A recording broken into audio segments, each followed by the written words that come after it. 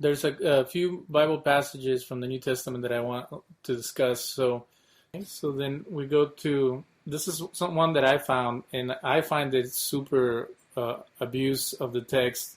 So you tell me if I'm wrong. So in Romans 11:28, most translation it says, "For as regard of the gospel, they're enemies on account of you, but as regards of election, beloved on account of the patriarchs." This is speaking of Jews who don't believe in Jesus. But in the Oxford translation, as well as in a couple of other ones, it says they're not enemies of the gospel. It says they're enemies of God. And I asked one of my I've never heard of the Oxford translation. What is that? People from Oxford, like it's the one that scholars use. Well, I'm a scholar and I've never heard of it. So New Oxford. I've never heard of it. But there's quite a few that do the same. The New Oxford Annotated Bible, it comes with the Apocrypha. What's annotated in it? It has their, whatever scholars they have, their little summaries of each chapter. But looking at it in the Bible Hub, it even says, Good News Translation, because they rejected the good news, the Jews are God's enemies for the sake of you Gentiles. So it doesn't say that in the Greek, and they throw it in as an afterthought. That's the Good News Translation. It's in the Contemporary English Version. It's yeah, I want to look at the Good News here. And quite a few of them. And for me, it's like, did they really have to bring it home and just go all the way to add to the text? It's not in the Greek, and to me, those are the errors, or because anti-Semitism is not based on reality. It's based on preconceived notions and reading into stuff. So for someone to take in a Christian perspective, it could even be like a beautiful passage that says, they're beloved by God, and one day they'll see the light, or something like that. To suddenly be like, oh no, by the way, they're all condemned, they're all enemies of God. It's like, it doesn't say that, but let's read it again in the Good News Translation, just so I can hear it again. Because they rejected the good news, the Jews are God's enemies for the sake of you Gentiles. Is that the end of the verse? And then it goes to the next one. But because of God's choice, they are his friends because of their ancestors. So they're enemies, but they're also friends. They're frenemies. And but the Oxford one pretty much leaves it at the Weymouth New Testament. In relation to the good news, the Jews are God's enemies for your sakes, but in relation to God's choice, they're dearly beloved for the sake of their forefathers. At the end, it kind of softens, but if you just focus on they're God's enemies, it's not even in the text. So they're creating their own theology within the text. Yeah, they are. What's really, you're right. The God's enemies thing. It's not in the text, but even their translation. Here's why I wanted you to read it again. As far as God's choice, you could say, well, choice is the same as election, but it really, the term there is election, and that is a loaded term with the Old Testament. That there's a special relationship between God and Israel, and this whole concept of election. So even the Good News Translation taking that out, or using some sort of more neutral word, that hurts too. It takes away any sense of God's relationship, to his people in the Old Testament. So this is a good mini commercial for not using the Good News Translation. Yeah, that's pretty egregious. It really is. And for your listeners, don't get too discouraged with this. On the one hand, yes, there are no perfect translations, but this is a good exercise. I always recommend, because I get this question a lot, what translation should I use? And after I sort of joke and say, well, the best translation is the one you'll actually read. I know that that's not actually true. So I always recommend read from more than one, because if you get a substantive disagreement, like you've pointed out here, between the GNT and something else, that is an important thing to notice, and that's a place to drill down in your own personal study, and you'll find out, as you said, where are they getting this God's enemies thing? Because God's not in the text there. I mean, this is a good exercise, to be able to do this. But I'm sorry again to tell your audience, like I'm sorry to tell other audiences, tongue in cheek here. But when it comes to Bible study, you have to remember a 4-letter word, and that is work. Okay? It takes some work. It takes some commitment, to ferret things like this out. But a good first step is look at things in more than one translation, and you'll spot these things. Now, I don't know, who translated this. A lot of these committee translations, I know, like the New American Standard was famous for like having their translators' names not published, like it was a big secret, and that's kind of unique. Most other translations are fine with that. So I don't know if the person who translated this was, some sort of, closet anti-Semite or I mean, who knows? But I could say that's pretty careless. Somebody took your translation and now look what they can do with it. That was careless. So I heard one time, and the reason we started the discussion is because I wanted to talk about the passage where it says that it's Revelation 2:9. I know your tribulation and poverty, but rich you are in the slander of those claiming Jews to be themselves. This is interlinear, so that's why this sound properly and are not, but a synagogue of Satan. And I heard one time that somebody who was criticizing the New Testament was saying, it's interesting that in this passage, the word for a Bet Knesset or Kehillah, for a place of gathering of Jews, is used as a synagogue. It's a synagogue in the Greek and it's a synagogue in the English translation, but there are other parts in the New Testament where the term synagogue is used for a congregation of Jewish Christians or God-fearers, and they don't use the term synagogue. They use church or they use something else. But when it comes down to synagogue of Satan, they purposely leave it there. Have you heard of that? And is that also an abuse of the text? Well, it is an abuse, and you just pointed out one reason it is. There is no clear demarcation of the term, synagogue as only being coupled with the term Satan. You have synagogues being referred to just generically elsewhere with, they're not bad. They have nothing to do with Satan. They're synagogues. They're gatherings. And you could have more than one word again describe that community. But someone trying to make an argument that synagogue, these are the only place it occurs is Revelation 2:9 and Revelation 3:9. It's associated with Satan. Okay, that's what you'd have to argue, which is just bunk. I mean, all you need is a concordance to overturn that. So, yeah, I mean that's an abuse of the text. I'll tell you what else is an abuse of the text. Is in that verse, the reference to Jews is actually positive.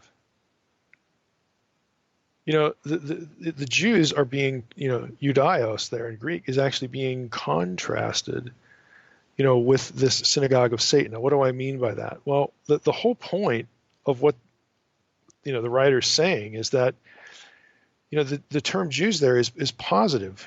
The writer wants the people in this particular synagogue to be in this other category. Wants them to be Jews. They say they're Jews, but they're not. They're over here in the synagogue. He wants them to be in the category called Jews. He's approving of that category. Now, that takes us into, well, who are the Jews that John is talking about? And, there are actually 4 or 5 options for this. This term, was used in the early centuries for a person born a Jew, just an ethnic thing. It's used of pagans who convert to Judaism, whether they're an official proselyte or not. They were called Jews. It's just somebody from Judea, whether they were ethnically, from one of the tribes of Israel or not. They get called Jews. I think it's fair to say, because, we're in the New Testament here, is John wants these people, to be, what like he is. John is a Jew. He wants them to believe, in Jesus as the Messiah, to be, a Jew that's a real Jew, circumcised to the heart, that kind of thing. the New Testament writers are not running around, saying that, all Jews are awful people and, all this kind of stuff. They want them to, you know, sort of be in the same category with them, accepting their Messiah, because they, the New Testament writers believe Jesus is the Messiah. The other thing that makes this an abuse is that, hey, Jesus called Peter Satan. Get behind me, Satan. Does that mean Jesus was anti-apostolic? He was anti-Peter? No. The term itself just means you're on the side of the opposition. It's a loaded term for us because of the way it gets used in other passages, but Jesus calls Peter that directly. And it's very clear, in the gospel stories that Jesus still loves Peter, and he, even after Peter betrays him, he comes to Peter and befriends him and redeems him. He loves Peter. He's not anti-Peter. He's not anti-apostolic. He says you're in the opposition here, and that was a term that they could use to denote the opposition. But if you're, if somebody can easily take this and say, the Jews are all satanic, and then make this lame synagogue argument that, like, this is the way the term is used when it's not, like, who's going to check? People do think that, like, who's going to check? I'm just going to say it because I'm going to say it because I need to say it. I want to say it. I like the way it sounds, or maybe they're parroting something else. The Christian and the New Testament writers here is what I'm thinking of specifically. Yeah, they can be mad when they're persecuted. Sure, they can. But they're going to view the Jews as the loyal opposition. These are the people of God. We want them to be, Jews of the circumcised heart, to believe, in the Messiah. Paul, my heart's desire, is that Israel, my people, would come to the Lord. I mean, this isn't hatred. It's a disagreement of opinion, to be sure. But, it's not anti-Semitism. The problem in our culture is we take, and this is going to get worse. We're descending into sort of a paganized tribal culture, but just a bunch of tribes, where any disagreement is parsed as hate. I'm old enough to remember that that's just absurd. You grow up, you disagree with people in your own family. Does that mean you hate them? Disagree with, your neighbor over it. Doesn't. These two things are not completely overlapping synonymous ideas, but they're treated as though they are. So again, I don't want to just, ramble on here, but I don't think we have any reason, first of all, and I think we're without excuse if we start to cherry pick, the New Testament as a justification for hating someone. That's just unchristian. It's unchristlike. You can get mad at somebody. Yep, I understand that. We're all human. We're going to have disagreements. But at the end of the day, you're not supposed to hate people. You're not supposed to seek their demise. In both Testaments, Hebrew Bible and New Testament, that is a mark of ungodliness. It's wicked. I don't know what else to call it. And I'll throw this into, I think it's a really bad idea for Christians to have a negative, and I'm even going a little bit beyond the anti-Semitism here. I think it's a really bad idea for Christians generally to have a negative view of we'll just say Jews here, just to isolate them specifically. Because, newsflash, the culture is becoming more pagan all the time.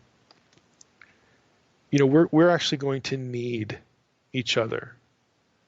Christians who are serious about living out real Christianity, we're going to need, Jews, and they're going to need us. Again, because we're going to be the ones who are still God-fearing in our culture, in an increasingly pagan tribal culture that wants nothing to do with either of us.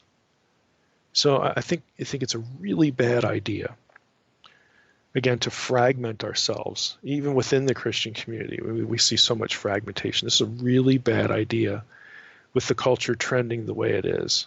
I think we need to do more things intentionally so that we see that we're all in this together. Again, we're the God-fearers here.